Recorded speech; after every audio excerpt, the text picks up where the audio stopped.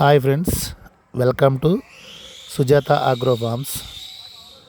ఈరోజు ఈ వీడియో చేయడానికి గల ముఖ్య కారణం ఏంటంటే, కొత్తగా ఫిగ్ ఫార్మింగ్ చేయాలనుకునే రైతు సోదరులకు నాకు తెలిసిన దాంట్లో కొన్ని సూచనలు సలహాలు ఇవ్వాలని ఈ వీడియో చేస్తున్నాను.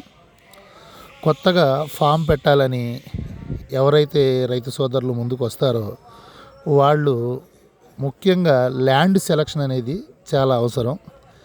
ఏ ప్లేస్లో అయితే మనం ఫాము నిర్మించాలనుకుంటున్నామో ఆ ప్లేస్లో గాలి, వెలుతురు, వెంటిలేషన్ అనేది చాలా ముఖ్యమండి. నేను ఈ ఫామ్ పెట్టకముందు కొన్ని ఫాముల్లో తిరిగి చూసినప్పుడు హైట్ తక్కువ వేసి ల్యాండ్ బాగా డౌన్గా ఉన్న నేలలో షెడ్ అనేది నిర్మించారు. అలాంటి టైంలో డెలివరీ టైం కానివ్వండి, వర్షాకాల సీజన్లో బాగా డీకంపోజ్ అయిన స్మెల్ రావటం, అందులోకి వెళ్తే ఎక్కువసేపు మనం నిలబడలేక చాలా ఇబ్బందిగా అనిపించిందండి.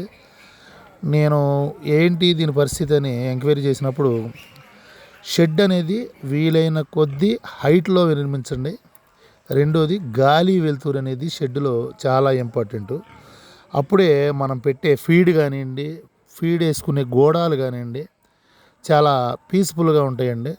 ఏదైతే మనం ఫీడ్ కూడా నాణ్యంగా ఉంటుంది. గాలి, వెలుతురు అనేది కంపల్సరీ ఉండాలండి ఫామ్లో.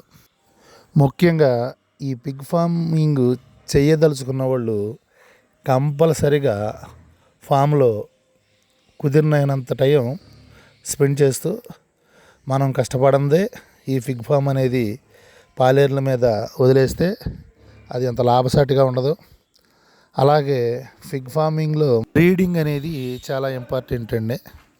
మనం ఎక్కడ బ్రీడ్ తెచ్చినా సరే 1-2 సార్లు ఆలోచించి డ్రై ఫీడ్ ఎవరైతే డ్రై ఫీడ్తో పెంచుతారో యానిమల్స్ వాటిని సెలెక్ట్ చేసుకొని మనం ఫామ్ స్టార్ట్ చేస్తే చాలా మంచిది.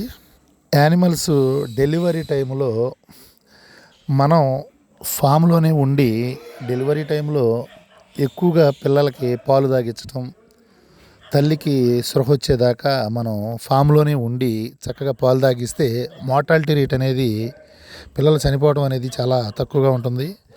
మనం పిల్లలు ఎన్ని బతికించుకోగలిగితే అంత మనకి లాభసాటిగా ఉంటుంది. పిల్ల ఎంత ఆరోగ్యంగా ఉంటే మనకి భవిష్యత్తులో మన భవిష్యత్తు కూడా అంతే బాగుంటుంది. దయచేసి పిగ్ ఫార్మింగ్ చేసే రైతులు అందరూ సొంతంగా 90% మనం వర్క్ చేయగలిగితేనే మనకి పిల్లలు అనేది మార్టాలిటీ తగ్గుతుంది. అప్పుడు మనం అనుకున్న లక్ష్యాన్ని చేరుకోవటానికి ఈజీగా ఉంటుంది.